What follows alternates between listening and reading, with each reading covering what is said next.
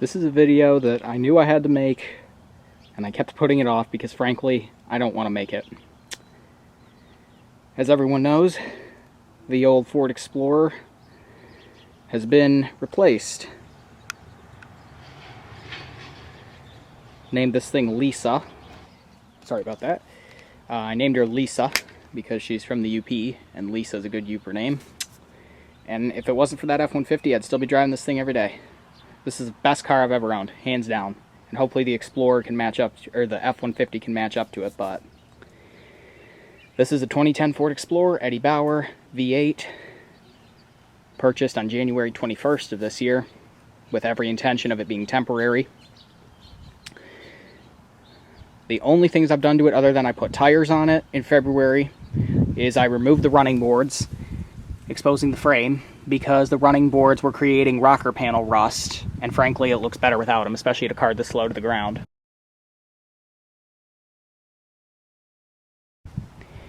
Has the 17-inch wheels, general tires there, Milestar tires there. I don't remember the exact color. Ford claims it's black, but I don't think so, because it's not black, it's blue. It has a little dirt on it, you can see down there. This is dirt, by the way, these aren't scratches. I may be getting rid of this tomorrow, so I'm making the video now. If I had the money, believe me, I would keep this thing. Honestly, I had thoughts of, if I could, I would turn it into a mud truck. Because if you go to the, well, you can't because it's private, but I'm part of a Facebook group for these trucks, and good lord, some of those people have some badass mud trucks with these. Put some big mud tires on it, redo the rear end, put in a manually actuated transfer case. I mean, this thing would be awesome. It's like a rock crawler, but it's all stock. The sticker was on it when I bought it. Q&A Symphony Orchestra. It's also not straight. I just never took it off. Back end, these scratches. I don't think I've put any dents or scratches in this car. Back here, got the Class 3-4 hitch with the 7-pin wiring. The only thing back here that I've done is I removed the rear wiper blade. When I bought it, the rear wiper didn't work. It hasn't worked since I bought it, so I removed the blade because it looks better without it. Has a little rust here. This taillight always had moisture issues, and I don't know why. I just never bothered to fix it, because anytime it rained again, it would get moisture back in it. And it works fine, it just doesn't look as good. Roof racks, passenger side. Has the gold Eddie Bauer cladding. Same, no running boards over here, and that's just liquid from it being sat. You can see the rust is pretty bad on the rockers over here. This thing has been a Michigan truck. That's one of the only downfalls of it. It's been in Wisconsin and Michigan its whole life. Tires have plenty of tread, of course, because they're almost brand new. Has fog lights, has a front license plate cover, which I had my vintage 1979 Michigan plate on it, the black one. And sadly, I can't put it on the F-150 because there's no holder. Although I could probably take this off and put it on there. I don't really want to. And I could put it on the Saturn. The Saturn has holes in the front for a plate because it's a Washington State car. But the problem is that I don't trust that bumper to hold the plate on. And then a chunk of that has been missing since I bought it. There's a bird. Shut up, bird. Here are the keys. This is probably one of the newest Ford models that still used from the factory the old transmitter and the separate key. But it's factory key, and this is a 2010, so this body style started in 06. But to my knowledge, this is one of the newer ones that actually still use this. Because, like, we had an Escape that was an 11, and it had the what my truck has, the newer style one with it built in. Even though my truck originally came with this. But yeah, still works even though it's kind of beat up. If it were dark out, those lights would come on. These two stickers were both on it when I bought it. This truck was purchased new at Ashland Ford in Wisconsin. Some lady leased it for a 3-year lease in 2013. She turned it back in. At that point, the person I bought it from, she actually lived in the UP right near the Wisconsin border, near Q&A, excuse me. And so she bought it, obviously, because she was only like 10 minutes from the border. She just drove across the border and got it. She lived in the UP till 2020 when COVID hit, and then she moved down to the town I live in. So, interestingly enough, she replaced this with a Maverick, the new Maverick, and I've seen it driving around town, and I wonder if, because like that sticker's still on there, that's the telltale sign. She's like, oh, it's my old Explorer. But she did not want to get rid of this, and I can see why. I mean, she literally said, the only reason I'm getting rid of it is because my husband's making me, because we got the Maverick. She said I never would get rid of it otherwise. I don't blame her. And I still, if someone needs a cheap 4x4 SUV that has third row seating and has a lot of room, you can't go wrong with these. They made them from 06 to 10. They did a lot of improvements over the third gen, namely the interior and the frame. These have a different frame as the third gen, and they don't rot as easily, because even though the rocker panels are rusted, the frame, even though it's got a lot of surface rust, it's still solid. That's why this truck is worth saving. If you're going to buy one of these, I would get the V8 like this one has. They get about the same fuel economy, but they're a lot better. It's the 4.6 V8 versus the 4.0 single overhead cam 6-cylinder, which has a lot of timing chain and head gasket issues. They're also a lot slower, and they have a 5-speed automatic transmission, which is not known for longevity, whereas these have a 6, and it's a lot... It's not bulletproof, but it's a lot better than the 5. These scratches were all here when I bought it. It does have the keypad, which I guess since I'm getting rid of it, I can show you the code. So we'll pretend it's locked. To unlock it, unlock it like that, and then to lock it. And believe me, this came in handy a lot. Because if I wanted to run out here and get something, I didn't have my keys, I didn't have to get the keys. That does not have the keypad. I wish it did. You can reprogram it, but I'm not sure how. I also have a card that has the code on it. There is the VIN number and the build date, 2 of 10. It has a little rust around the bottom of the doors, but you can see here, I mean, not going to knock too much off, but you can hear it. There's nothing left in here except this paper bag, which I put in here to protect the floor. Leather seats, the two-tone interior with the Eddie Bauer. Seats are in pretty good shape. I usually had a seat cover. They're full power. It has memory seats. Setting 1 was my seating position, and then setting 2 was what the lady who had it before me's was. So if you hit 2, also the pedals move, but it moves the seat to where she had it. She was like 6'4", so yeah. Set it back to mine. Yeah, it has adjustable pedals, which most Fords of this era had if you had a higher end one. I put the height all the way down and bring it up a little. But yeah, it does have adjustable pedals, so I guess we'll start it up. Man, it's been a while since I've driven this thing. I bought the F-150 on June 30th, so that's when this thing went out of commission, and man, it is... I am going to miss this thing, I honestly am. This thing was amazing. We drove it down to Tennessee. I mean, this thing was bulletproof. I bought this thing in January with 151,000 miles on it, and I put 8,000 miles in it in 5 months, which is kind of a lot. So, for the last time, let's start it up. There was always something weird with the ignition, because if you push it in, the chime comes on, but if you let it go, it doesn't. So, it's not supposed to do that. It's supposed to stay like this, but this thing also has the easy entry seat, which I turned off because it puts premature wear on the motor, where it'll slide forward when you do this and slide back when you take it out. But the problem is, because the ignition's kind of messed up, if you did this, it would move itself constantly. 159,162 miles. So, for the last time, start her up.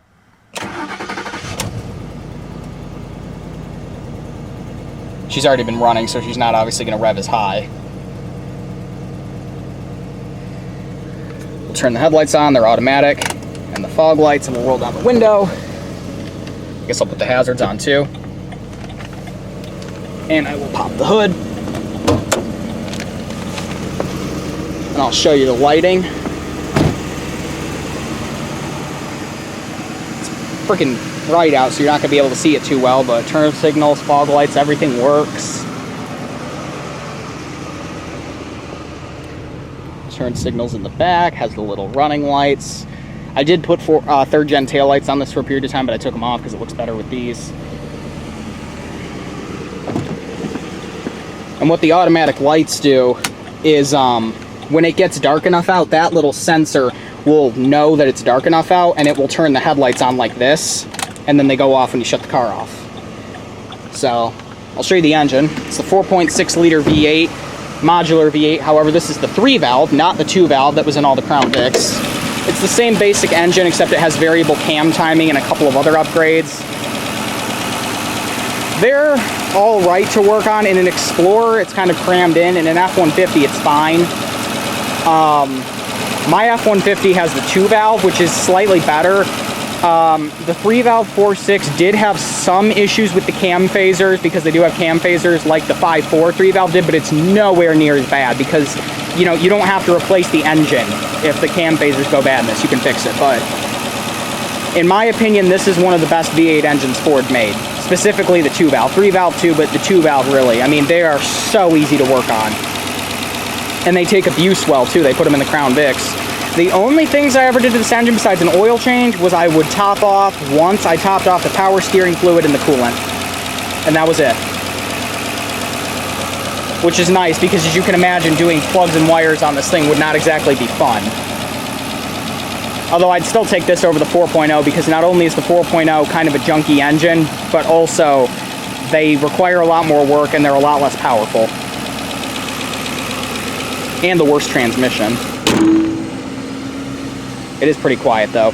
Also the fact that this thing, when new, was rated for 14 miles per gallon city, 19 highway. The V6 was rated for 14 city, 20 highway.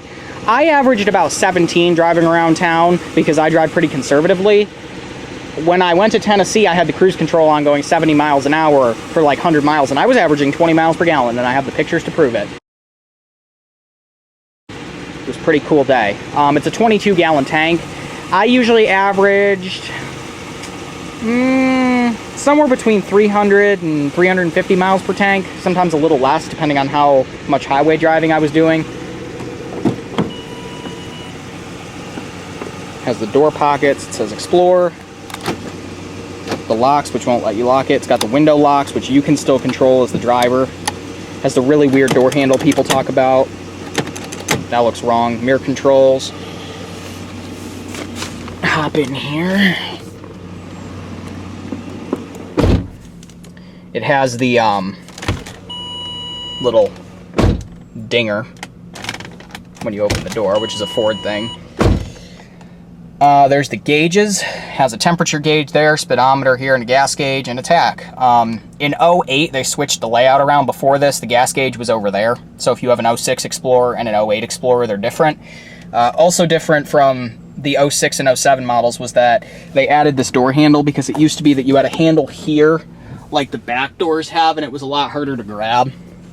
Really, 2010 is one of the better years for these, because it was the last year of this body style, so this one has all of the upgrades that they did over time. There's a vent there. Very easy power steering. Also, this thing is very easy to maneuver. For how big this thing is, this thing has a 193-inch length. This thing had a much better turning circle than my old Monte Carlo. I mean, this thing will surprise you with how tight the turns can be. Nice horn. Has the cruise control buttons here, the radio buttons here.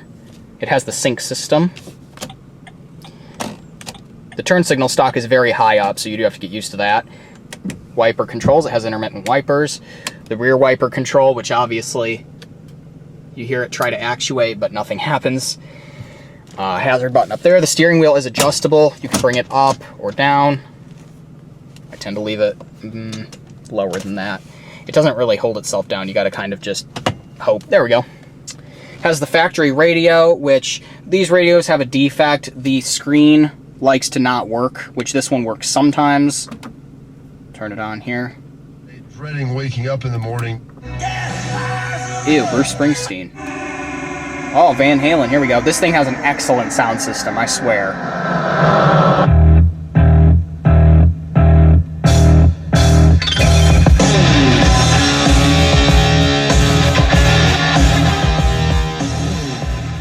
This sound system is damn amazing. I miss it compared to the one in my F-150. It's like a night and day difference. The only thing wrong with this radio is that the 4 button is a little pushed in, but it still works if you... Wait, no, that was off. Here we go. Happens under the... It does still work. especially when it has such great... It has a 6 CD changer, which worked, the menu button, the phone. I never hooked the Bluetooth off. It does have an aux jack and a USB right in here. There's a cigarette lighter there and a cigarette lighter here, and then this little sunglass container. Vents, here's all the fancy buttons. It has the 4x4 buttons, which of course I never used.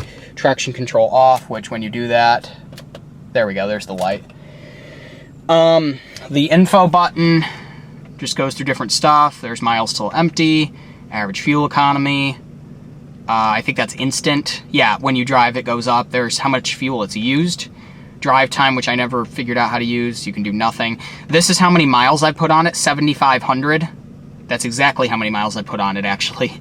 And then since my last fill up, I've put 223 on, and I'm still there. So yeah. Pretty small dashboard. It does have a storage compartment there. There is the rear view mirror, which is big and easy to see out of. It's auto dimming. There's all my books. It comes with a ton of books. Also, look how small the owner's manual is for a car like this. I mean, it's insane.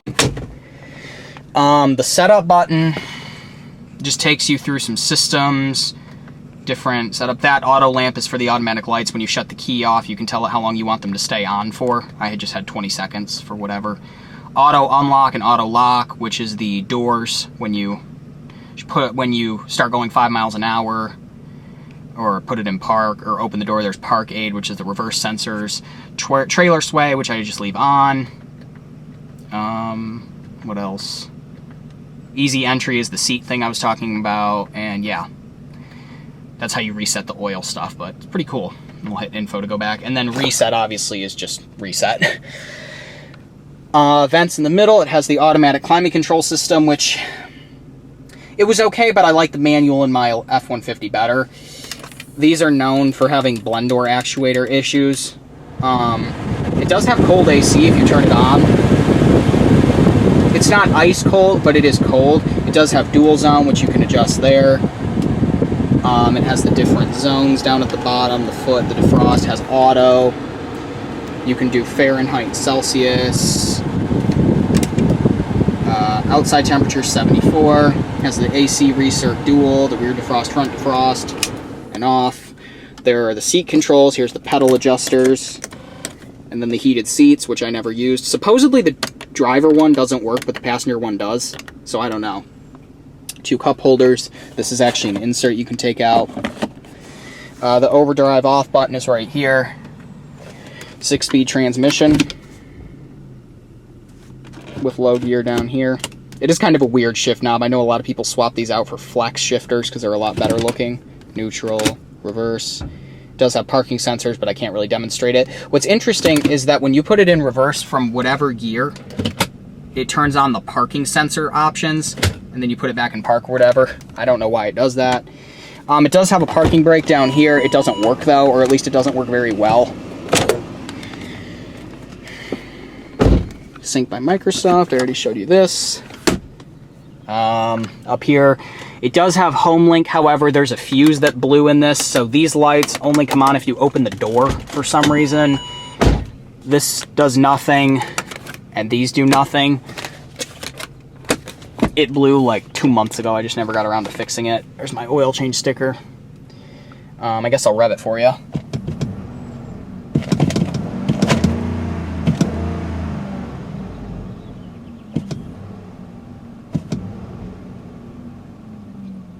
Sounds pretty damn good. Although my F-150 with the aftermarket exhaust sounds a little better. And I think that's all for up here. Roll the window up. Automatic up and down. So I guess we'll shut her down. Oh yeah, one other thing. See that orange light right there? That light never once came on in owning this thing. And that is why you buy a Ford. My little product placement. Oh, I forgot to show you the sunroof. It does have a sunroof right here. Press this button, you can slide it open. I never use the sunroof much. Make it close. And then if you hold this button down, it tilts. I don't know why all sunroof controls can't be this simple. You got Volkswagens with the frickin' knob. You have Toyotas with the one switch that you have to push down, but not too far down because I don't know. It's just easier like that. It's actually cooler out here than it is in there. Anyways, back seat. I will admit, oh, there goes all the water because it rained last night. For a family SUV, the back seat is not that large. This seat is not really that far back, and we used to have an Escape 2011, and it had more back seat room than this. It's not that much. It does have cup holders here, and it has vents, which do work. It's got a little slider there for the controls. You can open them. Another cigarette lighter. I don't know. It's just not that big of a back seat. I mean, it's decently comfortable, but like, I honestly think a Trailblazer has a bigger back seat, and I've worked on a lot of those because they're junk, so I can tell you for a fact. Has seat back pockets. Headliner's got some dings, but it's not falling or anything. These seats, which to get into the third row, you pull that, then you pull that lever and you pull it again, and the whole seat goes back. It's actually a decent amount of room. Now granted, I'm only 5'8". The crazy part is that the third row is so far back that you almost have to fall into it. Drop that. Pull this. The crazy thing, for an SUV this small, third row room is not horrible. It's almost equal to the second row. I mean, look at this. Granted, these seats do recline. I'll show you that in a minute. They are a little narrow. Just cup holder, your own light. You're basically in the trunk. Seatbelt, yeah, they are pretty narrow, but look at this. I've been in minivans with less third row room than this. I mean, my feet are a little cramped, but like, look at, I can move my legs around, I can scooch around. You could easily fit 2 people back here. It's insane for an SUV that's, you know, less than 200 inches in length. And then if you want to get back out, you're not trapped, just pull that. Got a red lever here. Pull the red lever, pull it again, and you could even use your foot to help hoist the seat up. Now, it doesn't really stay on its own, so you do have to be kind of, you do need 2 hands probably to get out. But yeah, the main problem is that the third row is so far back that it's almost hard with one hand to get out. It even gives you instructions there. Third row, seatbelt. Seatbelt retractor here is kind of slow, but and then if you actually want to fold the seat down, you can do it like that, or if you pull this, the seat folds all the way down to the floor. Oh yeah, and they do recline. I'll show you here. You can do like that. I never did that, but whatever. Back around the back, you can open the glass separately. You can either do it with the key fob here, or you can do it with this. I like when you press the key fob button, it opens instantly, but in a vehicle with a trunk this small, the glass opening is kind of useless if we're being honest. Oh, that's popping out. Nice. This is my little redneck fix to make sure the rear wiper works. I have all the inner workings, but this box, for some reason, also actuates the front washer jets, so you don't have front washer jets, and this is in. So I have that connected, but not this. And the rear defroster and everything still works, and it's held like that for months. Here's the back. Not much room. There's all the spare tire in the jack and all the workings for the rear wiper. This is the little spot for the, what do you call it, to lower the spare tire. Storage. These seats go down pretty easily. Just pull these headrest tabs, and then you can do that and do that. That's how I usually left it, because you got a lot more room. Even like that, you got tons of room, but say you want to expand it even more, pull the tab. This seat, it needs a little help because it's so heavy, but stay. There we go. This one also flops down, and even though it's monstrously heavy, you can fold it forward, so if you wanted to get into the third row like that, you could. Although, for children, I mean, this thing probably weighs close to 100 pounds. Well, I don't know about that, it's maybe 50, but it is pretty heavy for children. Do that. Fold this guy back down. Also, if you keep the headrest down, you get a lot better rear visibility, because obviously the rear visibility in this thing was not great from the mirror because of how big those headrests are. But if you do that, and then that, that's 6.5 feet worth of room. That's the same size as my pickup bed. And it came in handy. I mean, I put an elliptical in this thing. I put a lot. Third row seatbelts. cargo net. It's pretty sweet, and you can, oddly enough, now it's not going to let me do it now, but you could also, if you really wanted to, I don't know why you would, but you could flip them forward like this, but you get less room, so kind of pointless, but you can see the seat mechanism comes back. Those seats don't recline, obviously. Those are kind of the, oh, my hat just fell off. It does not let you put the backrest up unless the seat itself is in position. So that is this side. I guess we'll close the trunk. We're done back here. And yeah, that's obviously this back seat. It's really all there is to it. I left that door open. Has the middle seatbelt, which this seatbelt has a design flaw. If you have all the windows down and this seatbelt is unlatched, this thing flops around and makes so much noise that you almost have to pull over. So I used to just keep it in the summer just buckled, because otherwise it's the most annoying thing you'll ever hear in your life. I swear to God. It does have child locks, but obviously I never used those. I just dropped the key. I was going to point something out back here. Oh yeah. It says Eddie Bauer, and because this is a later one, it says 4x4 instead of advanced track. Or advanced RSC. Has the easy fuel thing that Ford did. It is on the passenger side, which is kind of a drag, but whatever. Nice rocker panel rust. You can see where the mounts used to be for them, for the running boards. And the passenger seat, which is partially power. The bottom is power, but the backrest is not, and the lumbar support is not. Passenger seat room is alright. Has the oh shit bar here to grab. Yeah, there is a limited foot room, but I never had any passengers that complained about it. I mean, one of my coworkers who's well over 6 foot rode in here, and he, multiple times, and he didn't complain ever about it. He always put the seat all the way back, but that's, I only kept it forward because oftentimes my dad would ride back here if we went somewhere as a family. And even though he's short, you know, my mom likes to sit 2 inches from the airbag, like me, so, yeah. So that's really it. Oh, nice. Some trash I forgot about. I'll put that in my pocket for later. The only downside I found, one of the only downsides, is that there's no storage in the doors here. Never understood that. So yeah, that is the final video of Lisa, my 2010 Ford Explorer Eddie Bauer. I'm going to miss her a lot. I really don't want to get rid of her, but priorities. Also, that thing has no rust because it's from Georgia. So, yeah. Thank you for watching. Subscribe, click like, and follow me on the web at isaac24.com. Take care, excuse me. And, yeah. If there is not another video of her when I get rid of her, that will be it. You know what? Just because I'm about to get rid of it, I'll let you guys hear the panic alarm.